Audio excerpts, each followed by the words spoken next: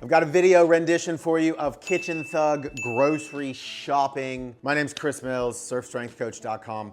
And Kitchen Thug is this ridiculous thing I'll do on social media at times that hits. People dig on the food froth. So I just spent all day yesterday traveling from Nicaragua back to the US. I'm jet lagged, I'm brain foggy, I haven't slept well. I just went grocery shopping. So I'm gonna give you the lowdown on some stuff I bought, try to articulate why I bought it while operating on 50% brain capacity.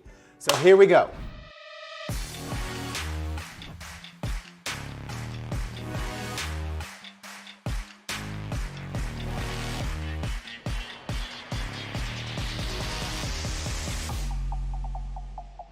I need to preface this because there's too many woke internet keyboard food warriors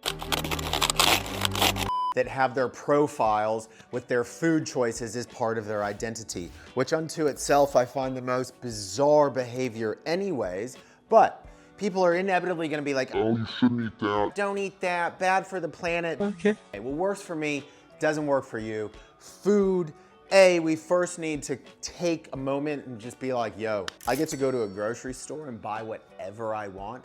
How astoundingly thankful and grateful you have to be just for that capacity. And now understand, I do not prescribe to a particular food dogma. I have tried to figure out what works for my body, which has had its own particular set of health issues. So whatever works for you don't necessarily work for me. So don't get all woke and empowered by berating me on why I should or shouldn't eat something on the internet. Cool, let's go. I eat animal protein and always try to get the best quality animal protein as possible. Since I got here yesterday, back into the US, I couldn't order from the general organic, locally sourced butcher, so I did the best I could at Publix. Lamb chops. Some veal, yeah, I know veal, don't give me the veal thing. I need to make a stew for tonight. That's gonna be quick and easy. Grass-fed beefs, local grass-fed beefs. Super easy thing you can always make. A quarter or a third, however much protein you need, into a pan, some garlic, some onions, and then steam some vegetables. Dinner or breakfast is done. Nice. My gut has been through hell since childhood. Animal protein does really well for my stomach. If I was to try to go into a raw vegan diet, I would be crippled in stomach pain and gas and basically out whole pieces of vegetables.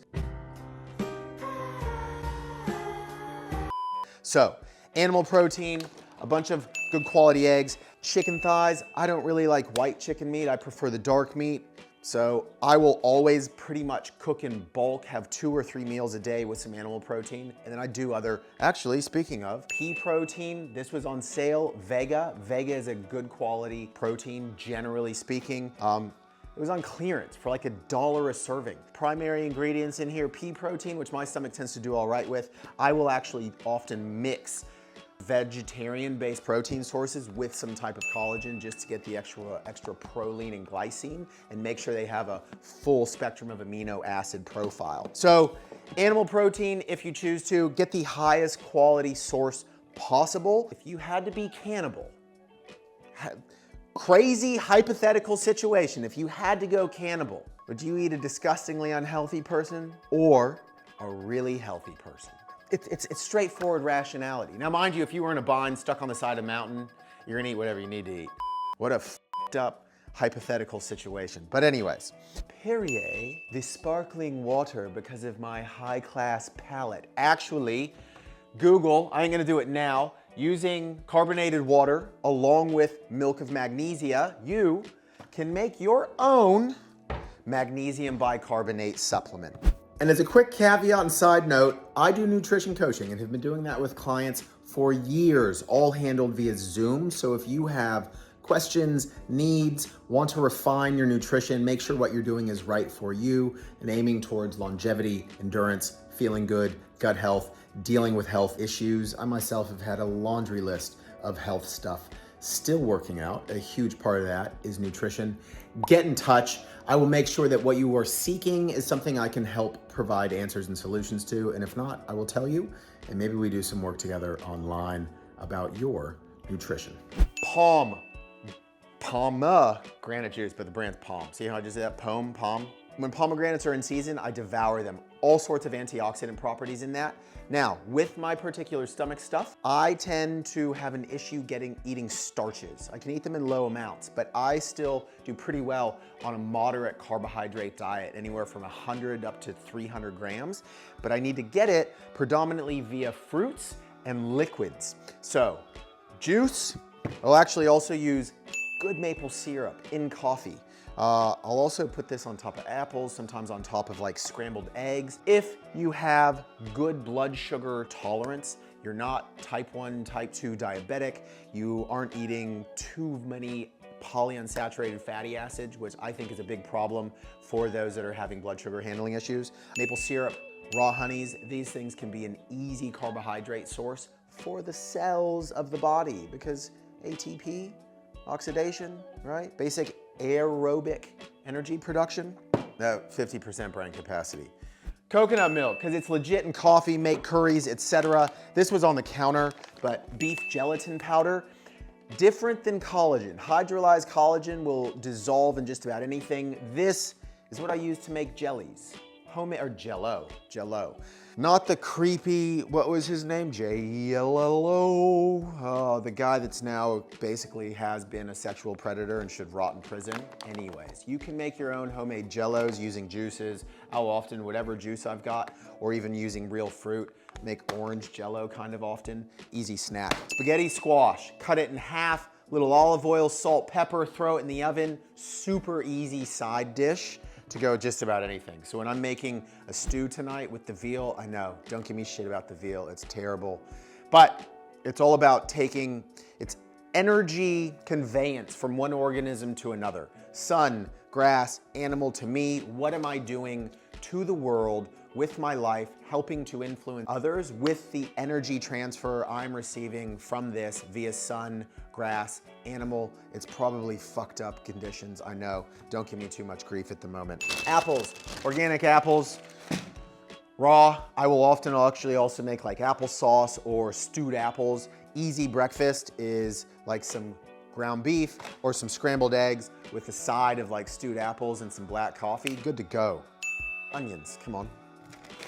Broccoli florets, frozen. Don't be afraid of frozen vegetables. Cool, like I said, super easy dish. Like you could bake some chicken thighs and then just steam some frozen veg. Hit it with some seasoning, GTG. Acronyms, good to go, son, good to go.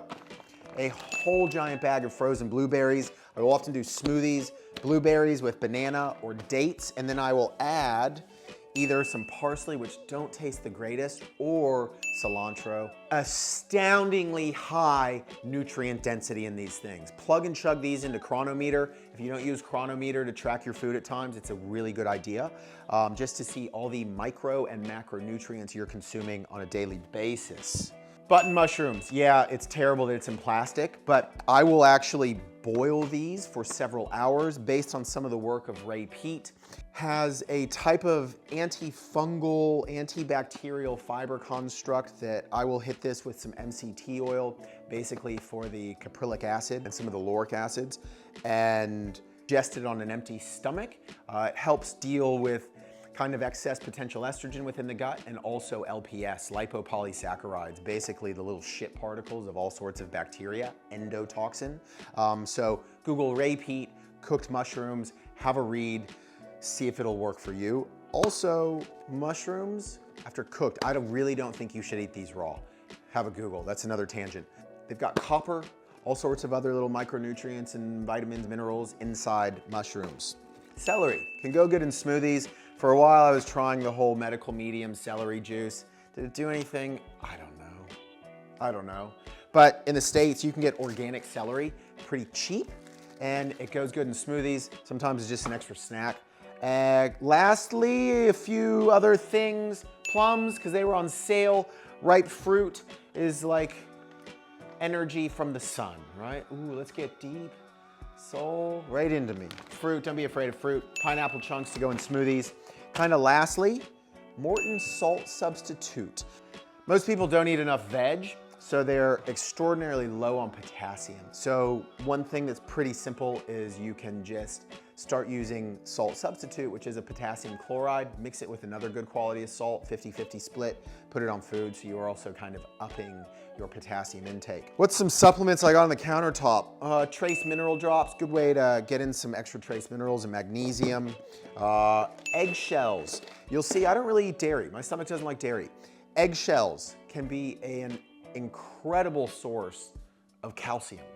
So you're probably not getting enough calcium. People will be like, oh, I think you just get enough from vegetables. I really doubt that because most people have a destroyed gut and digestive system. And you also have to look at either the phytic acids or the oxalates and things that might be binding to calcium when you're actually eating it, so you can't absorb it. Eggshells, super easy way to actually ingest some calcium. Colostrum for my gut. What else? Magnesium bisglycinate powder, creatine. Creatine from the basis of cellular energy production to also some cognitive and neurological benefits, probably a beneficial thing to have. Super mushroom complex and whole food. I have no affiliation with any of these companies. Whole food vitamin C. That's it. Oh, also some bee pollen. Really good source of all sorts of kind of minerals. I do it particularly for B vitamins and copper. I have been having issues with histamine intolerance, which is one of the most food issues I have ever had. Anybody with like mast cell activation syndrome or severe histamine intolerance issues from a gut, that is, I feel it is so horrific. So trying to up copper, that is a cofactor of the, not a cofactor, but part of the DAO enzyme that deals with histamine breakdown in the gut. So that's it. That's a food haul. Kitchen Thug, Chris Mills. Check out surfstrengthcoach.com. If you got questions, post them below. I might get to them. And hope you give this some easy food ideas for ways you can support your own body. Figure out what works for you. Nutrition must, capital letters, be individualized. And if you feel the need to put your food choice as part of your identity in social media, maybe rethink that. It's just weird. It's totally weird. Anyways, hope you dig it. Peace.